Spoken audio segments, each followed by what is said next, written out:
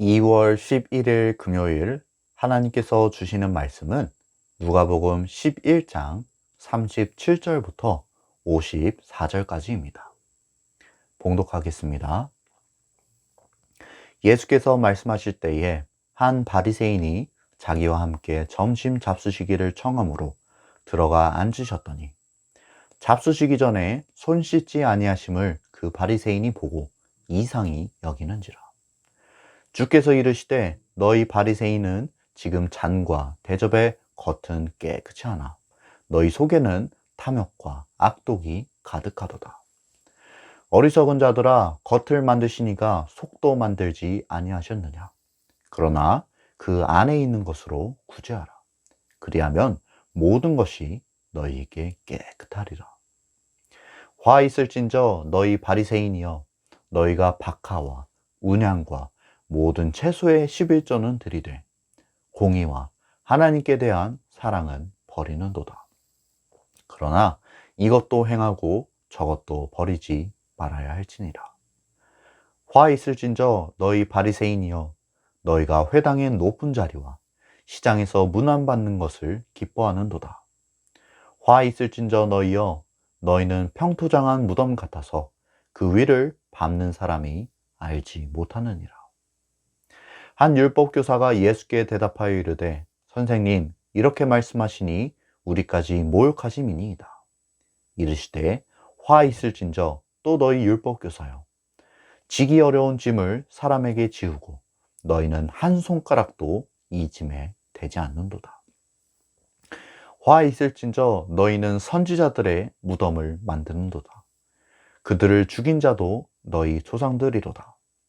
이와 같이 그들은 죽이고 너희는 무덤을 만드니 너희가 너희 조상의 행한 일에 증인이 되어 옳게 여기는도다.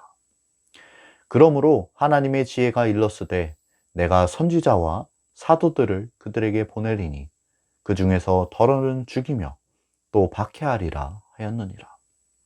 창세 이후로 흘린 모든 선지자의 피를 이 세대가 담당하되 곧 아벨의 피로부터 제단과 성전 사이에서 죽임을 당한 사가랴의 피까지 하리라. 내가 너희에게 이르노니 과연 이 세대가 담당하리라. 화 있을진저 너희 율법교사여, 너희가 지식의 열쇠를 가져가서 너희도 들어가지 않고 또 들어가고자 하는 자도 막았느니라 하시니라. 거기서 나오실 때에 서기관과 바리새인들이 거세게 달려들어 여러 가지 일을 따져 묻고 그 입에서 나오는 말을 책잡고자 하여 노리고 있더라. 오늘 말씀에서 예수님은 한 바리새인의 집에 초대를 받습니다.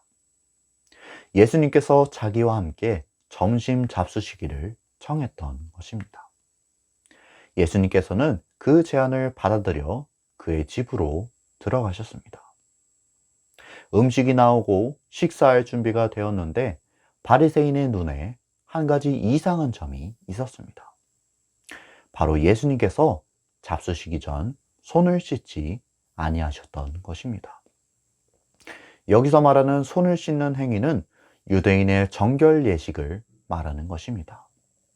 이것은 단순히 위생을 위한 것이 아니라 죄 많은 세상과 접촉한 부정한 손을 씻는다는 의미를 가지고 있습니다.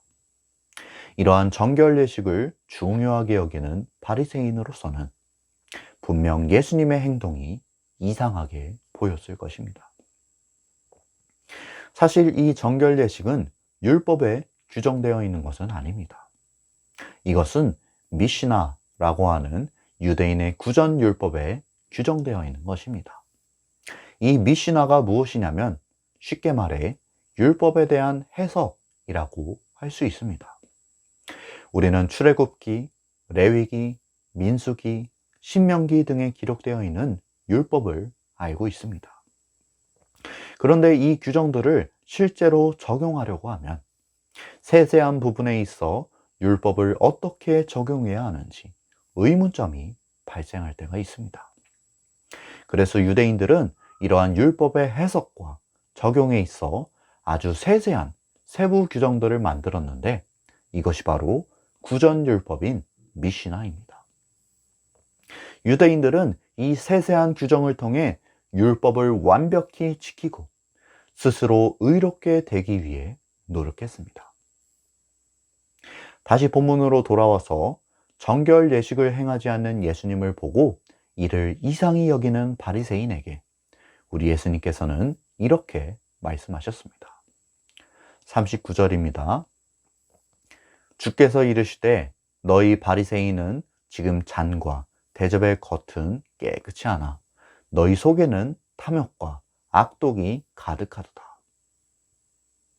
예수님께서는 자신을 초대한 그 바리새인은 물론 그곳에 함께 있었던 사람들에게까지 그들의 위선에 대해 말씀하셨습니다. 겉으로는 수백 가지의 규정을 통해 율법을 완벽히 지키려 했지만 그 속에는 탐욕과 악독이 가득한 것을 우리 주님께서 아셨기 때문입니다. 예수님께서는 겉을 만드시니까 속도 만들지 아니하셨냐고 말씀하시며 그들에게 그 안에 있는 것으로 구제하라 말씀하셨습니다. 겉으로 드러나는 부분만 내보일 것이 아니라 그 마음속으로부터 선한 양심을 가지고 남을 도우라고 이야기하신 것입니다. 42절에 보면 예수님께서는 화 있을진저 너희 바리새인이여 하시며 너희가 박하와 운양과 모든 채소의 11조는 들이되 공의와 하나님께 대한 사랑은 버리는도다 라고 말씀하십니다. 아까 미시나에 대해 설명을 드렸지요. 박하니 운양이니 이러한 것들에 대한 세세한 규정을 만들어 놓고 이것들을 철저히 지키면서도 율법이 가지고 있던 본래의 의도를 이들이 놓치고 있음을 말씀하시고 계신 것입니다. 율법의 기본 정신, 그것이 무엇입니까? 하나님 사랑과 이웃 사랑. 우리 예수님께서는 바리새인들이 이 율법의 본질을 놓치고 있음을 정확히 아셨습니다. 또 예수님께서는 어떤 말씀을 하셨습니까? 43절에 보면 화 있을진저 너희 바리새인이여 너희가 회당의 높은 자리와 시장에서 문안받는 것을 기뻐하는도다 라고 말씀하셨습니다. 바리새인들이 백성들의 종교 지도자들로서 그들을 가르치고 그들에게 귀감이 되어야 하는데 이것들은 등한시한 채 회당의 높은 자리와 사람들에게 인정받는 것을 기뻐한다고 이야기하셨습니다. 또 44절에 보면 화 있을진저 너희여 너희는 평토장한 무덤 같아서 그 위를 밟는 사람이 알지 못하느니라 말씀하셨습니다. 여기서 말하는 평토장은 눈에 보이지 않게 만든 무덤을 말합니다. 율법에 따르면 무덤에 닿게 된 사람은 7일 동안 부정하게 되는데 바리새인들은 마치 보이지 않는 무덤과 같아서 사람들이 그 위를 밟아도 자신들이 부정하게 된 것을 모른다는 사실을 말씀하신 것입니다. 곧 바리새인들이 사람들로 하여금 부지 중에 죄를 짓게 한다는 것을 말씀하셨던 것입니다. 그러자 이야기를 쭉 듣고 있던 한 율법교사가 예수님께 이렇게 이야기합니다. 45절 한 율법교사가 예수께 대답하여 이르되 선생님 이렇게 말씀하시니 우리까지 모욕하심이니이다. 율법교사는 바리새파의 일부로서 바리새파의 세부적인 규율을 만들고 율법을 해석하는 사람들입니다. 그 율법교사는 자기 자신도 바리새파에 속해 있으므로 마치 도둑이 재발절이듯 예수님께 불만을 표했던 것입니다. 하지만 예수님께서는 율법교사에 대해서도 그들의 잘못을 가감없이 지적하셨습니다. 46절에 보면 화 있을진저 또 너희 율법교사여 지기 어려운 짐을 사람에게 지우고 너희는 한 손가락도 이 짐에 대지 않는도다 라고 말씀하셨는데 이것은 율법을 해석하는 율법교사들이 자기들은 이 율법을 지키지 않으면서 백성들에게만 이를 지키라고 이야기했던 것을 말씀하신 것입니다. 47절부터 51절에는 과거의 선지자들에 관한 이야기가 나옵니다. 율법 교사들은 선지자들의 무덤을 만듭니다. 그리고는 자신들이 선지자들을 계승하고 있음을 선전합니다. 사람들은 이것을 어떻게 판단할지 몰라도 주님이 보시기에는 다 위선이고 거짓이었습니다. 이들은 하나님의 뜻을 전혀 따르고 있지 않았기 때문입니다. 예수님께서는 창세 이후로 흘린 모든 선지자의 피를 이 세대가 담당하리라는 엄청난 말씀을 하셨습니다. 51절에 보면 아벨의 피로부터 사가랴의 피까지라고 말씀을 하셨는데, 이것은 하나님의 뜻을 따르다가 죽임을 당한 모든 사람을 일컫는 말입니다. 52절에서 예수님은 율법 교사들이 지식의 열쇠를 가져가서는 그들도 들어가지 않고 또 들어가고자 하는 자도 막았다는 말씀을 하십니다. 율법을 해석하고 가르친다고 하는 중요한 임무를 맡았음에도 자기들도 이 율법을 지키지 아니하며 이를 지키려 하는 자들에게는 과중한 규정을 세워 지키지 못하게 했던 것을 이야기하시는 것입니다.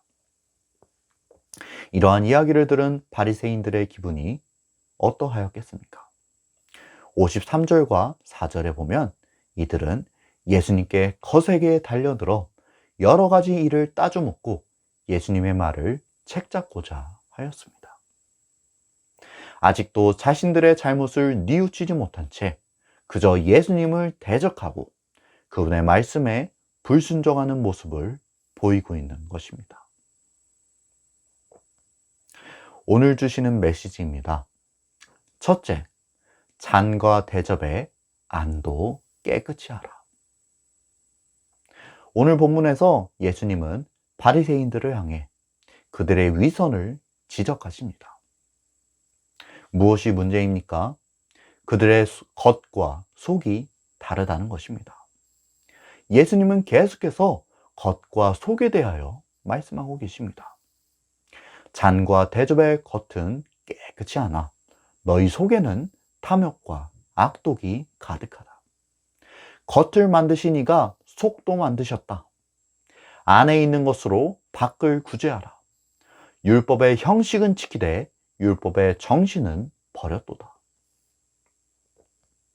바리새인들은 율법을 완벽히 지키기 위해 수많은 세부 규정을 만들었습니다. 이 모든 규정을 철저히 지킴으로 율법을 완벽히 지킬 수 있다 믿고 이를 통해 자신들의 의를 세우려 했던 것입니다. 이들에겐 하나님 사랑과 이웃 사랑이라는 율법의 기본 정신은 중요하지 않았습니다. 내가 이 계명들만 잘 지키면 하나님 앞에 의로워질 수 있는데 그 외의 것들이 무엇이 중요하겠습니까? 하지만 우리는 알고 있습니다. 잔과 대접에 겉을 깨끗이 하는 것만큼 그 안도 깨끗이 해야 한다는 것을 말입니다. 마태복음 5장에 보면 예수님께서는 간음하지 말라 하였다는 것을 너희가 들었으나 나는 너희에게 이르노니 음욕을 품고 여자를 보는 자마다 마음에 이미 간음하였느니라 라고 말씀하셨습니다. 무슨 이야기입니까? 분명 율법은 우리에게 간음하지 말라 이야기하고 있고 우리는 그 율법을 따라 간음을 하지 않았다 하더라도 마음속에 음욕을 품는 사람은 이미 간음하였다는 사실입니다. 겉으로 드러나는 행위만 중요한 것이 아니라 그 마음속에 무엇이 들어있는지도 중요하다는 말입니다. 그래서 우리는 겉을 깨끗이 하는 동시에 안도 깨끗이 해야 합니다. 남에게 드러나고 보이는 부분만 신경 쓰는 것이 아니라 세상 누구도 모른다 한들 가장 깊은 곳까지 감찰하시는 주님 앞에 내 속도 깨끗이 해야 하는 것입니다. 성령 충만한 사람이 성령의 열매를 맺어가듯이 안이 깨끗한 사람은 밖도 변화될 수밖에 없습니다. 하나님의 전적인 은혜와 도우심을 구하며 우리의 마음속도 깨끗게 하기를 결단해야겠습니다. 둘째 주시는 메시지입니다. 말씀 앞에 겸손히 나를 세우라. 예수님께서는 한 바리새인의 집에 들어가 그들의 위선을 지적하셨습니다. 그곳에는 그 바리새인만 있었던 것이 아니라 또 다른 바리새인들, 율법 교사들도 있었습니다. 한 율법 교사가 말씀을 쭉 듣던 중에 선생님, 이렇게 말씀하시면 우리까지도 모욕하시는 것입니다. 라고 발끈합니다. 이 말씀이 자기들도 가리켜 하시는 말씀임을 잘 알았던 모양입니다. 하지만 그의 태도는 전혀 말씀을 받는 자의 태도가 아니었습니다. 우리는 말씀 앞에 어떤 자세를 취해야 하는 것일까요? 우리는 말씀 앞에 항상 겸손해야 합니다. 성경에 기록된 모든 말씀이 나를 향해 주시는 말씀입니다. 어디 내 옆에 아무개에게 주시는 말씀이 아니라 오늘 나에게 주시는 말씀인 것입니다. 율법 교사들이 정말로 말씀 앞에 겸손히 나를 세울 수 있었다면 그들은 결코 선생님, 이렇게 말씀하시면 우리까지도 모욕하시는 것입니다. 라고 이야기하지 못했을 것입니다. 말씀에 나를 비추어 보고 이것이 나를 향한 말씀임을 깨닫고 하나님 앞에 겸손히 은혜를 구했을 것입니다. 하지만 이들은 말씀 앞에 자신을 세우지 못했고 하나님을 대적하다가 창세 이후로 흘린 모든 선지자의 피를 담당할 것이라는 무서운 말씀을 받게 되었습니다. 우리가 항상 말씀 앞에 겸손해야겠습니다. 그 말씀 앞에 나를 세워야겠습니다. 그리고 그 말씀을 통해 나를 비춰야겠습니다. 오늘 하루도 하나님 주신 말씀대로 잔과 대접의 안을 깨끗이 하고 말씀 앞에 겸손히 나를 세우는 저희 모두가 될 수 있기를 소원합니다. 함께 기도하겠습니다. 은혜로우신 주님, 오늘도 이렇게 말씀을 통해 주님의 귀한 음성을 들려주시니 참 감사합니다. 오늘 주신 말씀대로 우리가 우리 밖으로 드러나는 부분뿐 아니라 우리 안도 깨끗이 잘 관리하며 항상 말씀에 비추어 나를 살펴보는 저희 모두가 될 수 있게 도와주시옵소서. 오늘 하루도 주님께서 저희와 동행하여 주시며 저희에게 은혜 베풀어 주시기를 간절히 바라고 원하오며 예수님의 이름으로 기도드립니다. 아멘.